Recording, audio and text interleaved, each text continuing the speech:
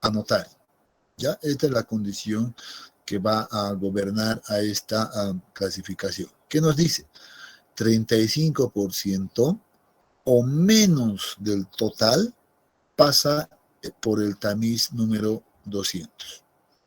Cuando tengamos eso en nuestra granulometría, cuando tengamos esta condición, entonces seguramente vamos a pasarnos nosotros a ver cuánto ha pasado el tamiz número 200. Si ese valor es menor a 35 o máximo 35, entonces el material va a ser considerado como un suelo granular.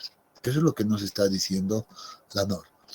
Y dentro de la clasificación, dice, de este material granular, pues lo que hace la normativa a esto es asignarle unos códigos, ¿no? Entonces, y los denomina como grupo A1 y grupo A2 y grupo A3 principalmente, ¿no? Entonces, todos los suelos que sean, que tengan este código A1, A2 y A3, pues van a ser materiales granulares. Eso es lo que hay que entender. Bueno, aquí podemos un poco ampliar lo que nos dice la normativa, ¿no? La normativa nos dice, pues va a ser un A1, por ejemplo, una mezcla bien gradada de fragmentos de piedras o gravas con arenas gruesas, arenas finas y un ligante de suelo no plástico o de baja plasticidad. Dice, o sea que básicamente nos está diciendo que va a tener toda la granulometría que hemos visto, debería de tener desde partículas menores a 0,75, partículas de arena, partículas de gravas también, ¿no? Entonces, en todo esa mezcla, pues va a contener a los suelos del grupo A1, ¿no? Entonces ya debemos empezar a ver este detalle, que la norma a esto pues nos va a dar un código en este caso, ¿no? A1, A2 y A3. Bueno, y así podríamos empezar a ver, por ejemplo, cada uno de estos, pero creo que no vale la pena mucho, digamos, entrar en este detalle, ¿ya? Entonces, pero bueno, me quedo con estos códigos, ¿ya? Entonces nos vamos a quedar con estos códigos de acá que le asignan a los suelos granulares. Bien, avancemos entonces un poco más. Nuevamente, ¿qué nos dice la normativa? Nos dice, si no cumple la otra condición, o sea, que si más del 35% más bien del total de la muestra pasa por el tamiz número 200, entonces el material va a ser clasificado como suelo fino, ¿ya? Y a este suelo fino se le va a poder asignar un código, ya sea en A4, A5, A6 o A7. Ya entonces para clasificar a los suelos de grano fino, pues van a existir 4 grupos, ¿no? Entonces para los suelos gruesos habían solamente 3 grupos. Para este caso, pues dice va a haber 4 grupos, ¿no? Y nuevamente podemos hacer la descripción de cada uno de estos grupos o cuál es la característica de los materiales que van a estar dentro de este grupo. Por ejemplo, vamos a ver simplemente el final ahora, el grupo A7, que nos dice. Dice, son materiales similares al descrito en el A6, ¿ya? Salvo que tienen el límite líquido elevado y puede presentar elasticidad o alto potencial de expansión. Entonces, este es un detalle interesante.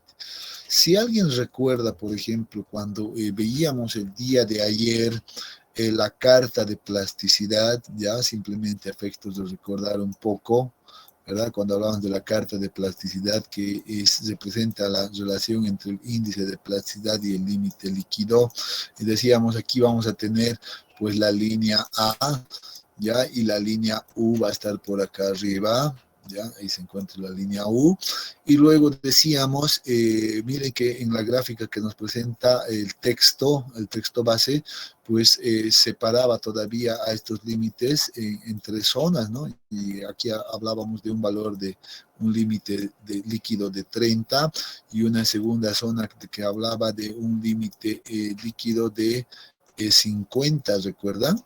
Entonces esto lo hemos visto ayer. Entonces decíamos, ya, esta zona de acá, ya, esta zona de acá es peligrosa porque corresponde pues a valores de límite líquido mayores a 50, ¿no? Les decía, aquí se van a encontrar las arcillas, en este caso altamente plásticas, ¿no? Si alguien recuerda, altamente plásticas, y pues yo les decía, es algo que no quisiéramos encontrarnos porque eso va a significar algunos problemas, ¿no? Y en este caso, por ejemplo, la norma esto nos dice cuál va a ser ese problema, por ejemplo. El problema va a ser que van a ser suelos expansivos, van a tener alto potencial de expansión. Eso significa que al contacto con el agua ganan pues volúmenes grandes, ¿no? Grandes volúmenes. Entonces, eso es muy peligroso para la construcción. Entonces, vean que el grupo A7 seguramente, pues, haciendo un poco de relación con esta carta de plasticidad, pues representará a esta zona, probablemente, ¿no? Entonces, solo para recordar un poquito lo que ya hemos hablado el día de ayer. Entonces, bueno, ahí podemos ver también algunas descripciones de lo que representarán el grupo A4, A5, A6, etcétera, ¿no? Entonces, bien, pero son los lineamientos de la norma ASTO que me presenta. ¿No? Bueno, recordando estas clasificaciones, pues vemos que hay 7 grupos principales, 1, 2, 3, 4, 5, 6 y 7, ¿no? Son los 7 grupos principales, por eso decimos, el sistema de clasificación los divide a los suelos en 7 grupos principales, que son A1, 2, 3, que ya hemos visto, que corresponden a los suelos de grano grueso, y la condición para que entren dentro de esta clasificación era de esta, ¿no? De que el porcentaje que pasa es menor a 35%. Un detalle, nomenclatura. Cuando estamos en clasificación de suelos, es común utilizar esta nomenclatura de F200, por ejemplo, que significa el porcentaje que pasa el tamiz número 200. ¿Ya? Anótense eso, por favor. No lo tengo aquí descrito, pero lo estoy aclarando. ¿Ya? F200 significa porcentaje que pasa el tamiz número 200. Análogamente, yo podría ver, por ejemplo, otra denominación como, por ejemplo, F4, ¿no? Entonces, ¿qué representará un F4 entonces en este capítulo? A ver quién se anima.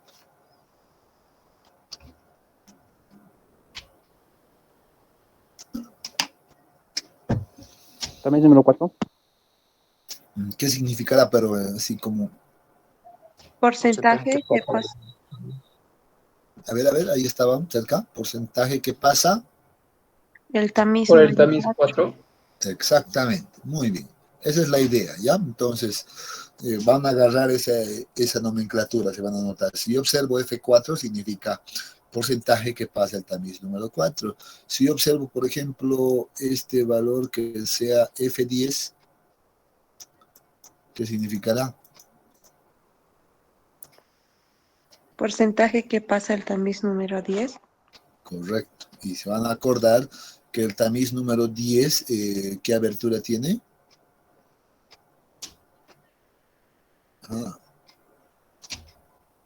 ¿Qué abertura tiene el tamiz número 10? 2 milímetros. Muy bien, 2 milímetros, correcto. Y la norma esto, el tamiz número 10 llega a ser muy importante. ¿Por qué? A ver. Vamos a ahí agarrarlos un poquito con un repaso. ¿Por qué es importante en la norma esto el tamiz número 10? Separa grava y arena. Ajá, exactamente, ¿no? En la norma HTM, ¿cuál es el que separa la grava de la arena?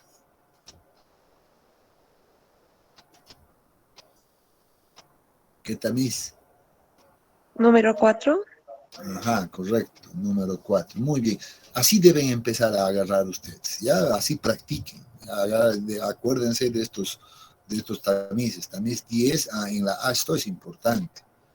¿Ya? En la ACTM, el tamiz número 10 cumple otra función, por cierto, ¿no? O sea, pero no es tan importante como en la ASTO o como el tamiz número 4 en la ACTM, ¿no? Entonces hay que tener mucho cuidado con esos con esos detallitos, ¿ya?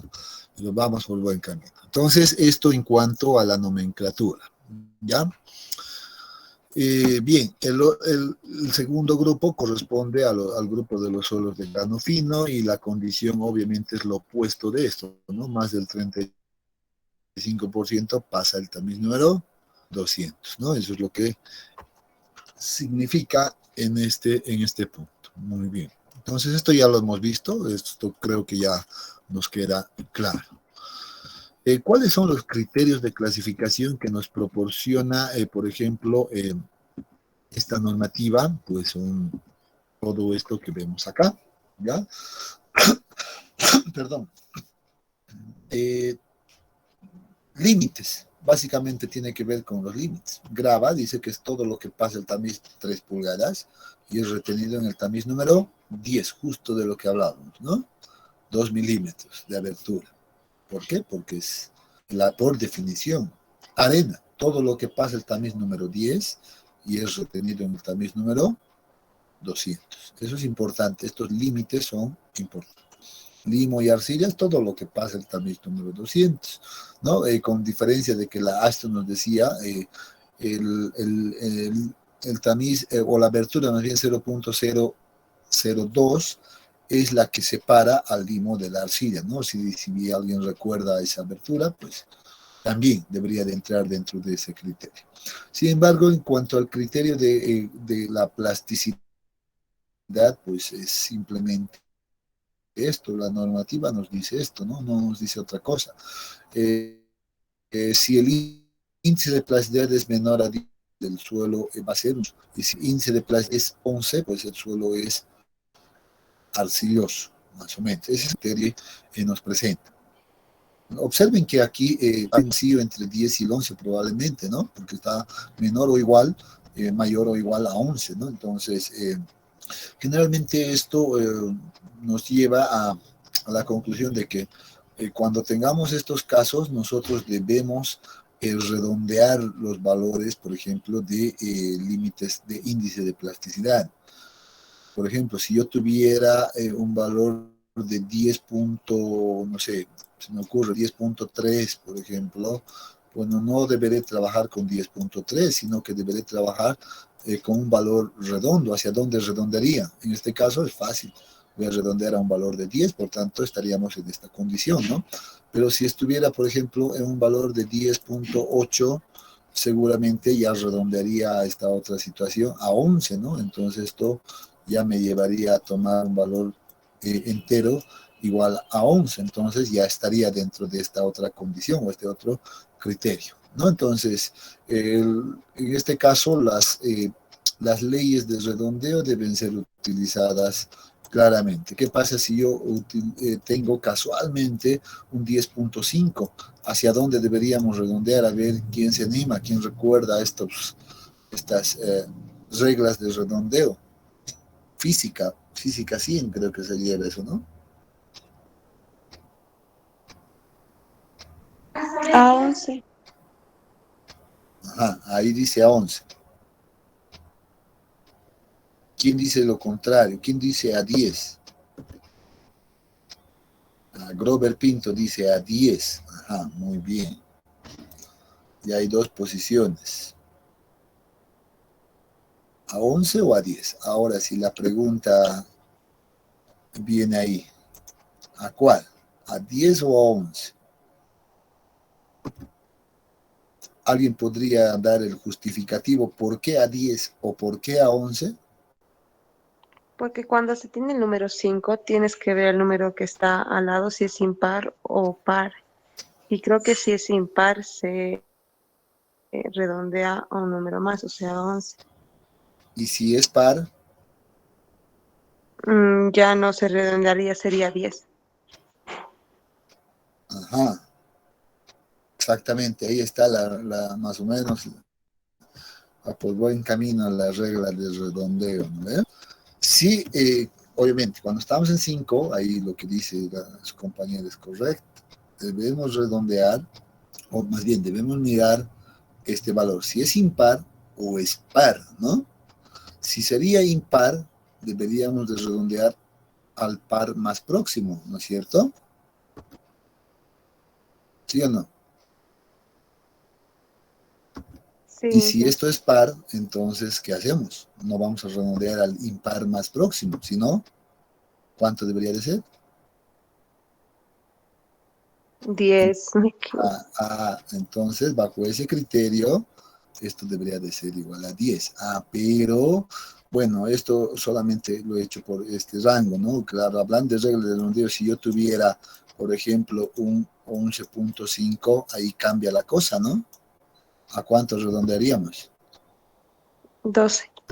Exacto, ¿no? Entonces, al par más próximo, en este caso, vamos al 12, correcto. Eso sí hay que tener también un poquito de cuidado con aquello, ¿no? Pero bueno, poco probable que tal vez no salga eso, pero lo que sí hay que tener en cuenta en este caso que debemos trabajar con números redondos para evaluar un poco el criterio de plasticidad. Ya, entonces esto lo van a tener presente, por favor. Eh, Ese criterio de plasticidad, pues también en la norma ASTO ya es presentado a través de una carta de plasticidad, así como lo habíamos visto, por ejemplo, el día de ayer, una carta de plasticidad propuesta, ¿verdad?, por Atterberg, ¿recuerda? Entonces, pero la norma ASTO hace como que una zonificación muy interesante de acuerdo a sus propósitos que tiene la norma ASTO, ¿no?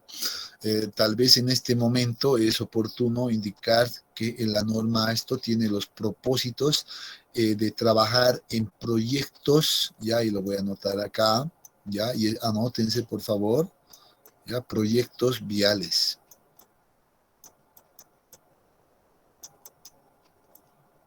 ya, ahí están, proyectos viales.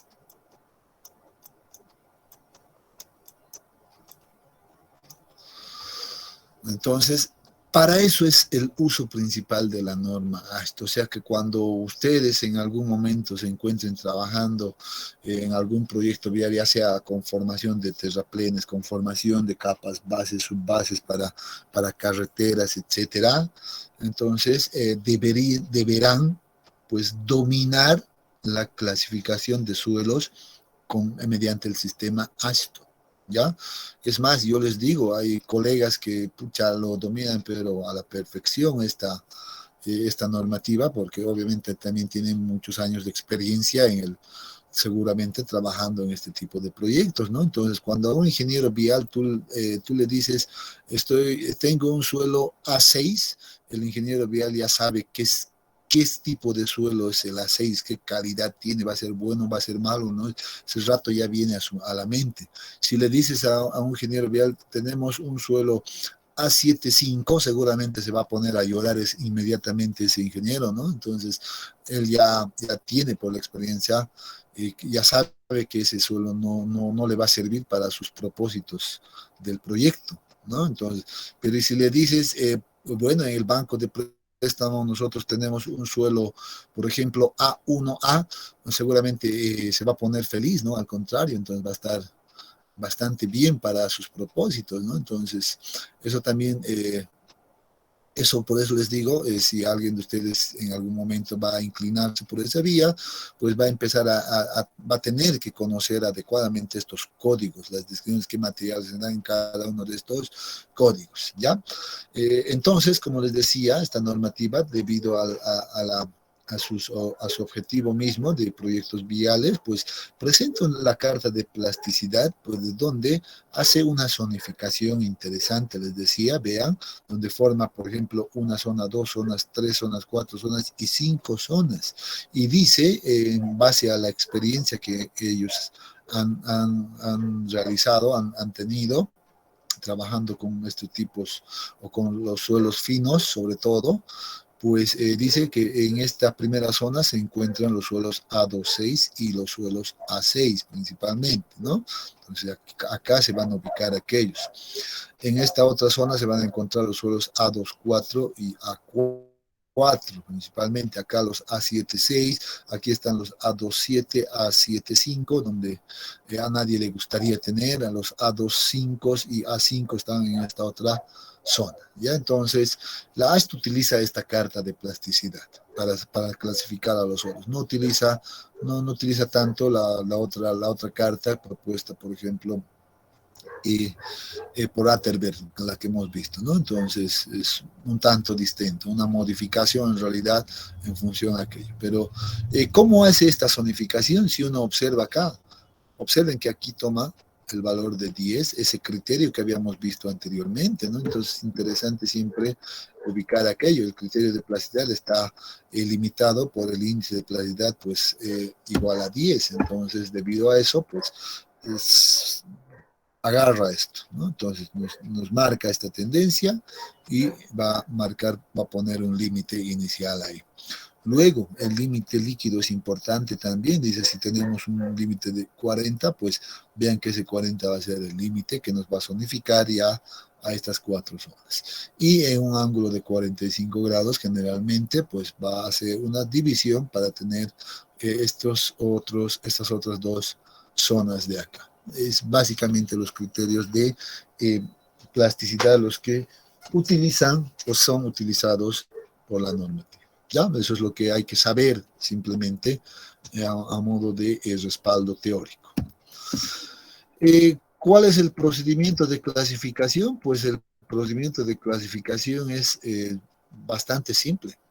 ¿Ya? El procedimiento de clasificación, según esta normativa, pues se resume en manejar adecuadamente la tabla de clasificación que nos proporciona la normativa.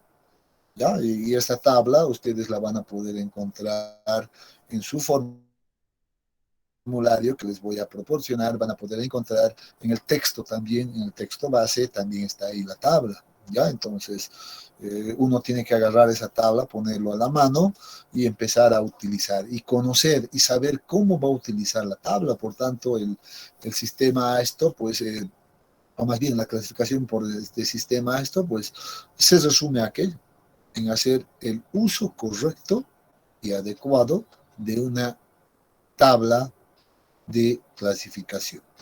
Pero previo a aquello, dice, a modo de seguir una secuencia lógica, dice el punto 1, debemos verificar el F200. ¿Qué es F200?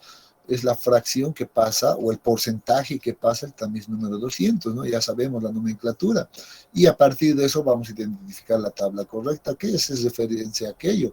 Nosotros hemos visto al inicio entre los criterios que a partir de este valor lo vamos a dividir en suelos gruesos y suelos finos, ¿no ve? Entonces, vamos a ver si ese valor es menor a 35 o mayor a 35. Entonces, si es menor a 35 va a ser suelo grueso, si es mayor a 35 va a ser suelo fino. Entonces, seguramente que la norma esto nos proporciona, pues, esta tabla, ¿no? Entonces, esta es la tabla que nos proporciona la normativa esto, donde divide a los suelos granulares, suelos gruesos y los suelos finos. Ya, entonces aquí están, el A1, A2 y A3 están acá, ya,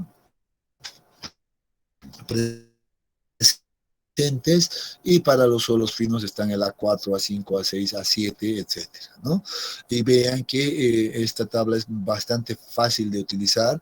Los criterios, por ejemplo, de clasificación se encuentran al lado izquierdo, acá al lado izquierdo. Esto uno tiene entonces que simplemente observar estos criterios y compararlos con estas condiciones que aparecen acá adentro, ¿no? Estos valores que aparecen acá son condiciones. Entonces, en el resultado nosotros vamos a ver si cumplen las condiciones o no cumplen, ¿no? Entonces, eso es lo único que vamos a hacer. En este punto, pues, observamos primero, por ejemplo, los suelos A1 aparecen en el lado más izquierdo, ¿ya? Y luego están el A2, el A3 al lado ya derecho, ¿no? Entonces, algo que tal vez no les he dicho, ¿ya? Y generalmente también la norma esto, y anótense esto, por favor, Ya la norma ASTO clasifica los suelos en términos de la calidad del material. Eso es lo que hace la norma ASTO. ¿Ya? Y por eso los ordena en códigos de A1, A2, A3, A4, A5. Eso significa que el suelo de mejor calidad para proyectos viales corresponde a los suelos A1. ¿Ya? Y el peor suelo para proyectos viales, por eso les decía, es el A7, ¿no? Entonces, por eso, esta es mejor calidad, el que le sigue es el A2, luego el A3, luego el A4, el A5, el A6 y el A7. Entonces, esa es más o menos la secuencia, ¿ya? Entonces, los suelos A1 son los de mejor calidad para proyectos viales, hay que decirlo claro, ¿ya? Bien, entonces con el primer paso, lo único que yo debo ver es si cumple esta condición o cumple esta otra condición, ¿no es cierto? Si cumple esta condición, pues bueno, me olvido de todo esto, ¿no? Entonces voy a decir, no me voy a fijar en esta zona media rosa, simplemente voy a verificar pues acá en esta zona medio verde, ¿no? Entonces ahí se va a encontrar mi suelo. Vean que con una simple verificación de cuánto pasa por el tamiz número 200, ya estamos simplificando todo, ¿no? Aquí o es A1, o es A2, o es A3, así de simple, ¿no? Entonces ya tengo ese detalle. O en el caso contrario, si no cumple con esta condición y sí con este otro criterio, pues entonces mi suelo va a ser un A4, A5, A6 o un A7, ¿no? Entonces, ahí vamos a ir viendo. Algo que debemos también observar en esta tabla de clasificación es una subdivisión, por ejemplo, de los suelos A1 a un grupo A1A, A1B, ¿no? Entonces, ¿esto qué significa? Que dentro de este grupo hay una subdivisión también en términos de la calidad del material. Por tanto, el A1A siempre va a ser mejor que el A1B, por ejemplo, ¿no? Entonces, eso hay que entenderlo de esa manera. En el grupo A2 lo propio, ¿no? Entonces aquí nos está diciendo, pues, se va a subdividir en un grupo de A24, A25, A26 y A27.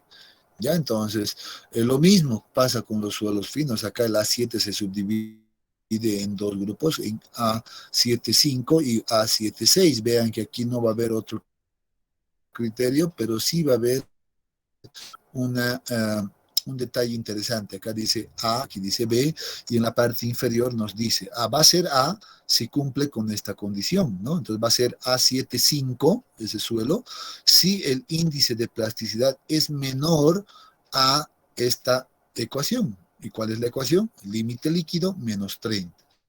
Si el índice de plasticidad cumple con esa condición, pues va a ser un suelo A7,5. Y si no cumple esta condición, pues va a ser seguramente un A7,6, como dice acá, por eso está el B, que dice el índice de plasticidad, entonces va a ser mayor a esa ecuación, límite líquido menos 30.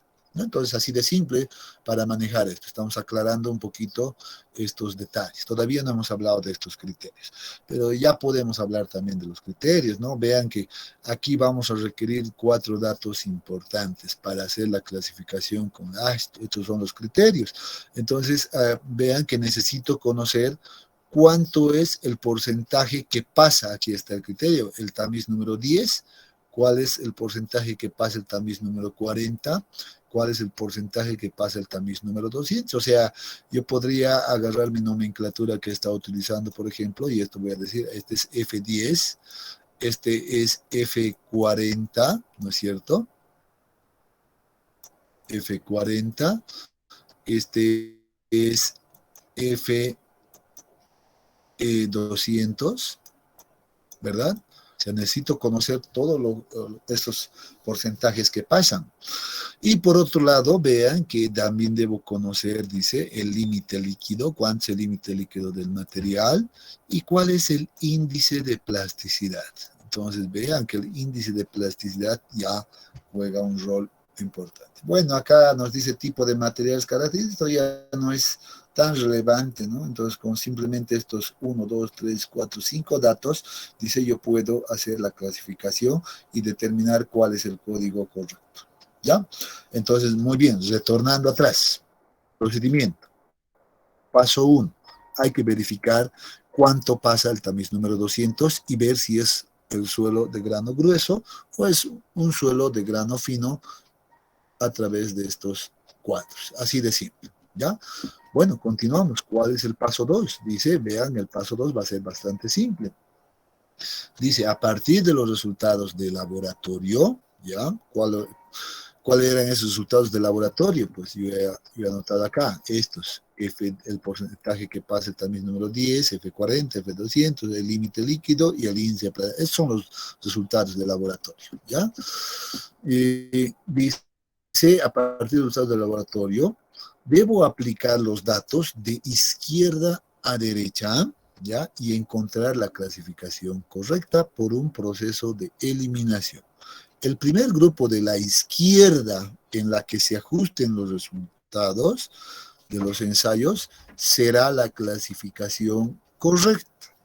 Simplemente eso me está diciendo, o sea, que agarra ahora tus resultados y ves si cumple o no cumple con los criterios. Si no cumple, pasas a la columna de la derecha. A ver, no sé si tengo acá. Sí, aquí está.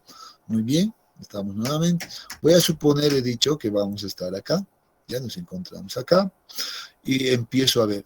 Entonces, ¿cuál es el primer grupo de la izquierda? Pues es el A1A.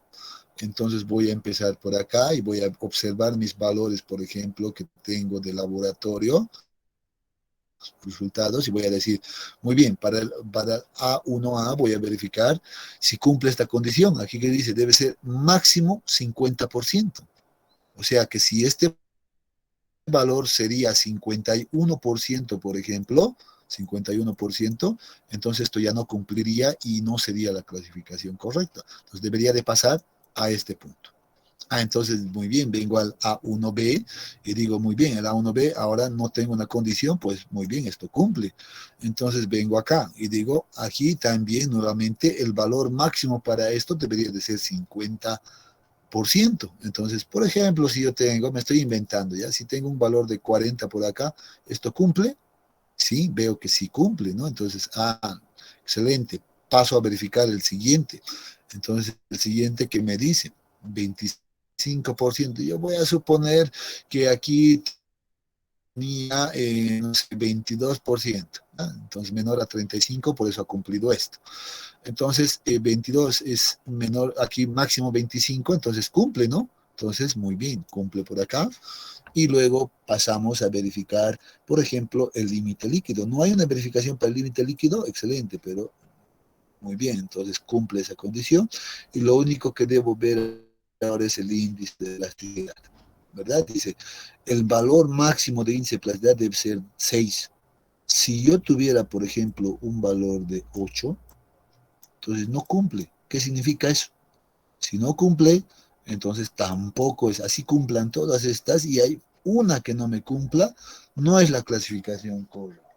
Entonces debo pasar al siguiente. Entonces verifico ahora el A3. Vengo a la 3 y vuelvo a verificar, dice, mínimo 51, dice acá. Ajá. ¿Cuánto tenía? 40. ¿Cumple o no cumple? No cumple, ¿no? Aquí me está diciendo mínimo debe ser 51%. Entonces, no es cumplida, porque no es la condición, esto no cumple. Entonces, ya el primero que no ha cumplido, entonces digo, este tampoco es, y paso al siguiente. Paso al A24, por ejemplo, y empiezo a ver, esto muy bien, cumple, máximo 35, cuando tengo 22, cumple, entonces aquí máximo 40, voy a suponer que tengo, no sé, un valor de 35, ya estoy inventando, pero entonces aquí ya me cumple, aquí dice máximo 10, ¿cuánto tenía? 8, entonces ya cumple. Excelente, ya ha cumplido. Este es el primero que ha cumplido, ya para los valores inventados que me he dado, obviamente. Entonces digo, esta es la clasificación según la ASTO. Ok. Ya no necesito hacer estas verificaciones, ya no paso. Por eso dice, la primera columna de la izquierda que cumpla con los resultados del laboratorio será la clasificación correcta. Eso significa que ya no debo cumplir, ya no debo verificar acá, aquí me quedo. Este ha cumplido todos y listo, me quedo con esta clasificación. ¿Ya? Bueno, queda aquello, ¿no? Entonces, por eso dice acá, el primer grupo de la izquierda en la que se ajusten los resultados de los ensayos será la clasificación correcta. Pregunta, ¿ha quedado claro el uso de esta tabla?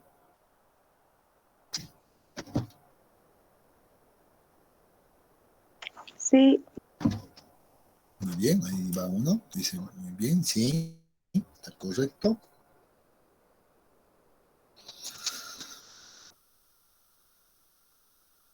Si estuviera trabajando con los suelos finos de acero, ¿será que debe ser la verificación desde acá? Por ejemplo, si esto cumple y esto no cumple. No, ¿verdad? Me olvido de todo este color, agarro esto y empiezo a verificar desde el A4 simplemente. ¿No? Entonces empiezo, mismo procedimiento. Aquí no hay, entonces cumple, verifico esto. ¿Cumple esto? Mínimo 36, dice, ¿cumple? No, no cumple, entonces ya voy pasando, ¿no ve? Entonces, esa ya es otra historia. Pero el proceso es exactamente el mismo, ¿no es cierto? ¿Sí o no? sí, Muy bien, entonces van a trabajar de esa manera. Solo el cuidado, cuando tengan esta clasificación de A7, entonces verifiquen esta segunda condición acá para definir si es un A7.5 o un A7.6. Acá están las ecuaciones. En su formulario también está, entonces no hay inconveniente, no se la tienen que aprender de memoria, ¿no? Entonces solamente hagan y verifiquen si cuál de las dos condiciones cumple. Nada más, así de simple. Paso número 3. Se debe calcular un índice de grupo. Ya este es algo adicional. Una vez que ya he definido el grupo, ya sea para suelos finos o suelos gruesos, el último paso, el paso 3, es calcular el índice de grupo. ¿Cuál es la ecuación? Es una ecuación un tanto larga, ¿ya? Pero que tampoco necesitan memorizársela, ¿no? Entonces esta ecuación está en su formulario, está en el texto, es un dato proporcionado. Entonces, lo único que yo tengo que hacer es agarrar ese formulario y reemplazar todos mis datos de laboratorio. Observen que este valor de índice de grupo IG está en función del porcentaje que pasa al tamiz número 200, F200 aparece ahí, el valor del límite líquido, si lo hubiera, y el índice de plasticidad. Después son valores numéricos, ¿no? Entonces, esos datos se supone que ya los conozco, ¿no? Ya los conozco, por tanto, debería de simplemente reemplazar acá esos valores y encontrar ese valor. Por ejemplo, yo me había dado un valor de 22, creo, ¿verdad? ¿Sí o no? 22 por acá, reemplacen a ver cuánto nos da. El límite líquido había dicho que cuánto, me había inventado un valor de 35, reemplacen ahí. Aquí nuevamente 22 y aquí 8 habíamos quedado, ¿no ven? Ustedes, a ver, reemplacen esos valores y díctenme cuánto les da este valor de índice de grupo.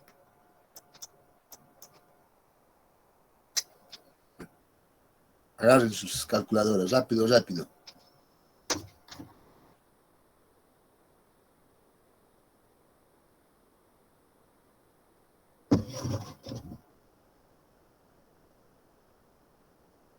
Y que a mí me sale menos 2.22. Excelente, muy bien, vamos a hablar de eso. Menos 2.22. 22. Hay alguien ha escrito en el chat. Menos 2.415. Ajá, Ajá, hay otro que dice también 415. A ver, alguien más que verifique. Menos Ahí está, ya. 2.415. Muy bien, entonces hay que revisar este 222, por cierto, ya, 2.415. Correcto, muy bien, la vamos a anotar acá y luego vamos a hablar ahora al respecto. Perdón. Muy bien, 2.415. La vamos a anotar inicialmente ahí. Excelente. Ya, calculamos. ¿Por qué anotamos esto? ¿Ya? Porque cuando hacemos la clasificación mediante el sistema esto, lo que nosotros clasificamos es ponemos el código, por ejemplo, se me ocurre, no sé qué clasificación hemos llegado, a ver, voy a retroceder atrás, a 2.4, ¿no?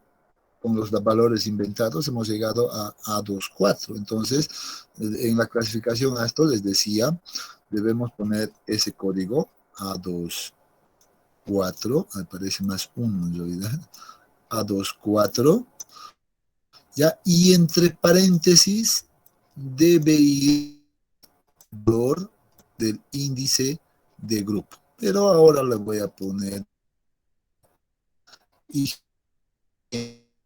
nada más. Así se presenta la clasificación mediante maestro. Y en paréntesis el índice de grupo. Pero ahí siempre ver cómo manejamos el índice de grupo. Es probable que tus valores van a empezar a hablar, por ejemplo, de qué es la seguir de índice de grupo, ya de los números extrae también del mercado. Sí, muy bien, es primero exacto de límite. Y esto hace referencia al índice de plasticidad, ¿no? Entonces, por eso dicen acá estos valores, ¿ya? Bueno, F aquí nos está aclarando que ese es el porcentaje que pasa el tamiz número 200, expresado como un número, entiendan bien esto, entero. Esto es importante para trabar, ¿ya?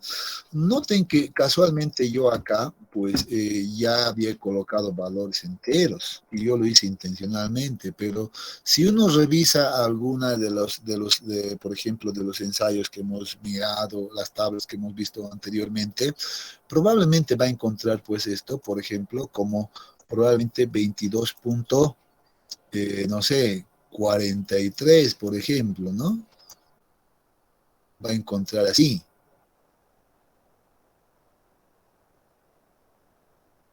¿No es cierto? Lo mismo entre los límites, reemplaces los valores decimales. Cuando utilices la ecuación del índice de grupo, lo que te está redondear al número entero más próximo, de acuerdo a los criterios de redondeo. Nos está diciendo, vean que son cositas pequeñas, pero necesarias. Hay muchos en los exámenes, al margen de mostrarles así a detalle, yo veo y sacan sus otros valores de índice de grupo. ¿Por qué? Porque no consideran este pequeño detalle. Le ponen 22.43 y obviamente si yo pongo 22.43 a ver, va a salir otro valor, ¿no ven? ¿Sí o no? Entonces, tenga mucho cuidado con eso.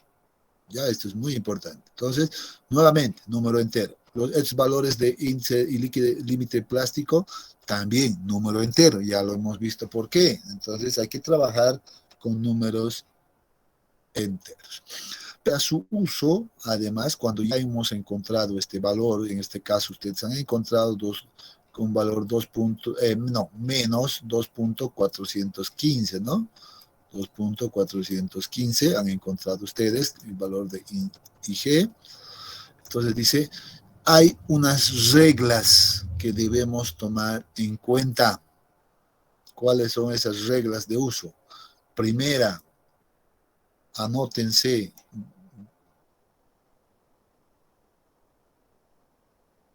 remárquenlo, resáltenlo. Y el índice de grupo negativo, registre el índice de grupo como ¿qué deberían de hacer? Sacar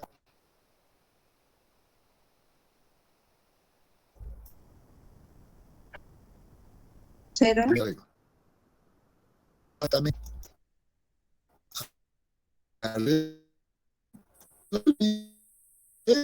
porque eso nos dice cómo van a revertir. Bueno, va a guión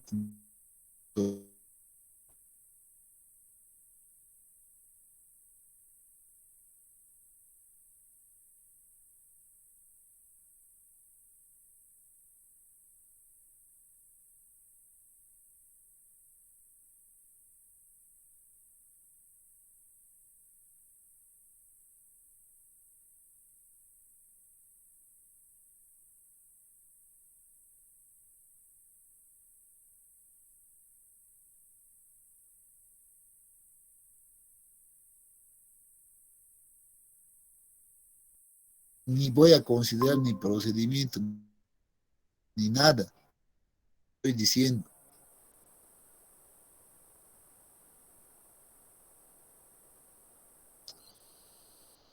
Segunda, cuando condición, ¿no? Mira, que cuando hemos hablado NP, ¿no es cierto? ¿Ya? Y no se puede determinar el límite líquido, el índice de como cero. Si el problema nos dice, pues el suelo es no plástico, no necesito ya pisar esto, no necesito calcular nada. Entonces, cuando vea esto que diga no plástico, el índice de grupo debe ser directamente adoptado como un valor cero. Eso me está diciendo la segunda regla. Tercera regla, es importante estas reglas. Registre el índice de grupo como el número entero más próximo. Ejemplo, aquí hay un ejemplo, dice, si nos hubiera dado esto positivo, vean, por ejemplo, 2.4, dice, debe redondear a 2. Por ejemplo, aquí está, y la regla del redondeo aquí nos dice, ¿no ven? Vean, ajá, aquí hay un detalle, el índice de grupo es igual a 2.5, redondeará 3. Entonces, aquí está utilizando esa regla de redondeo.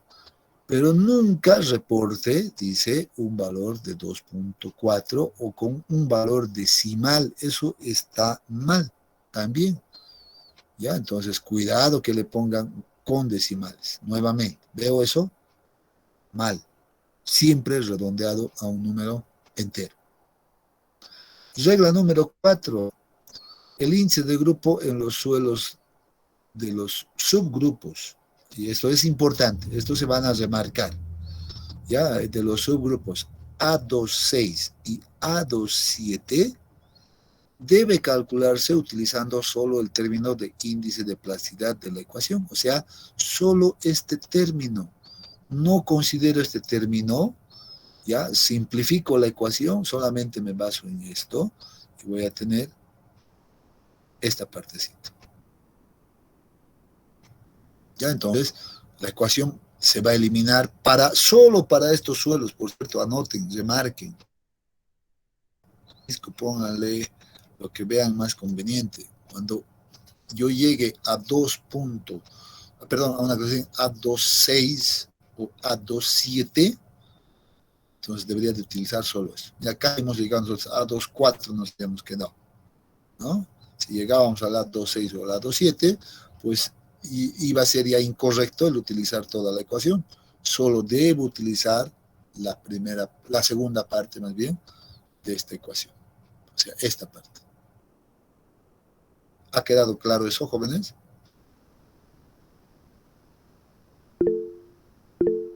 Sí. Sí, correcto. Muy bien, entonces, ahí vamos a verlo. Sí. Correcto. Bien, ahora, bueno, ya sabemos cómo hacer la clasificación con la A. Esto se resume al uso correcto de la tabla y el uso correcto del índice de grupo, ¿no? La interpretación correcta. Nada más, ahí está el punto de inflexión. Pero ahora voy a explicar un poquito, ¿ya? Y voy a retroceder por acá, ¿ya? Para aclarar qué es el índice de grupo. ¿Cuál es la función del índice de grupo? ¿Ya? Voy a retroceder un poquito por acá y vamos a hablar un poquito. ¿Por qué ponemos este índice de grupo así, de esta manera? ¿Por qué es importante? ¿Ya? Entonces vamos a anotar lo siguiente. Anótense, el índice de grupo, jóvenes, ¿ya? Tiene la función, estoy diciendo, anótense, tiene la función de evaluar, ¿ya? Evaluar la calidad de los materiales de un mismo grupo. Evalúa la calidad. Y ahí con esto terminamos, ¿ya? La calidad del material o de materiales, más bien,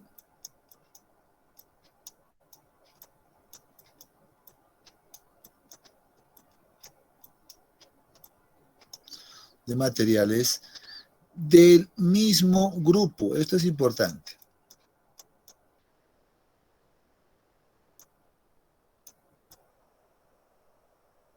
Del mismo grupo. Esa es la función. ¿Ya? Del mismo grupo. A ver, vamos a hacer la prueba. Si hemos entendido este concepto. Yo tengo este valor, ¿no? Entonces, por ejemplo, previo a eso, voy a todavía continuar algo más que falta. ¿En qué sentido? ¿Ya? En el sentido de que, en realidad, si, anoten también esto, si el índice de grupo tiende a 0 o es 0, entonces esto es mejor calidad.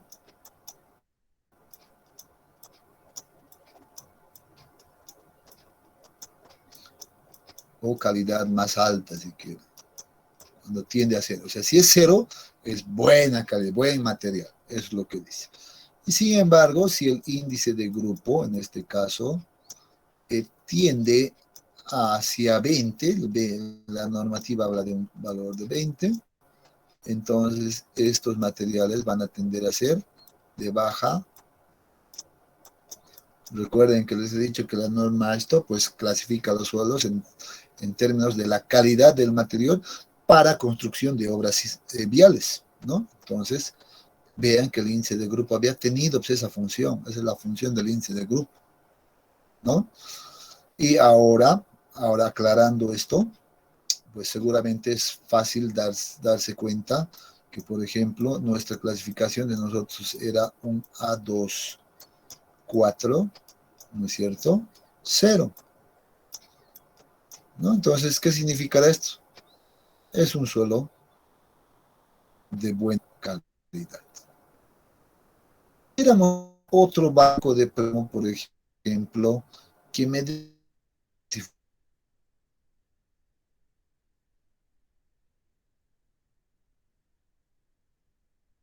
identificación.